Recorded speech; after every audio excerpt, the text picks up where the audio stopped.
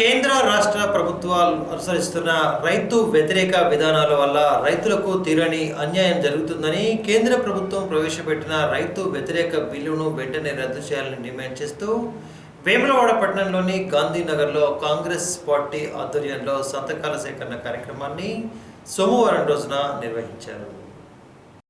వేములవాడ పట్టణంలో గాంధీనగర్ రైతులతోని ఇలా కాంగ్రెస్ పార్టీ తరఫున సంతకాల సేకరణ జరిగింది. ఇలా రైతాంగం మాట్లాడుతుంటే ఇలా కన్నీరు కాల్చే విధంగా ఇలా ప్రభుత్వం మోసం చేస్తుంది. సన్న బియ్యం ఏమన్నారు, ఇలా సన్న బియ్యం మనిషికి 5 ఎకరాలు 2 ఎకరాలు ఉన్న దానిలో వేస్తే దానికి గిట్టుబాటు ధర లేదు. ఇలా 1700 1800 అంటున్నారు. కనీసం 2500 కనీసం 2500 ధర కూడా ఇవ్వలేని పరిస్థితిలో ఇలా రాష్ట్ర ప్రభుత్వం ఉన్నది. వాళ్ళ పెట్టుబడి కూడా నిండలేని పరిస్థితిలో ఉన్నది. కాబట్టి రైతులను ఆదుకోవాల్సిన అవసరం రాష్ట్ర ప్రభుత్వానికి ఉన్నది అని కూడా మనవి చేయొచ్చు. రైతుల తరఫున కాంగ్రెస్ పార్టీ ఎప్పుడు కొట్లాడుతుంది, కాంగ్రెస్ పార్టీ ఎప్పుడు రైతుల పక్షాన ఉంటుందని కూడా మనవి చేయొచ్చు.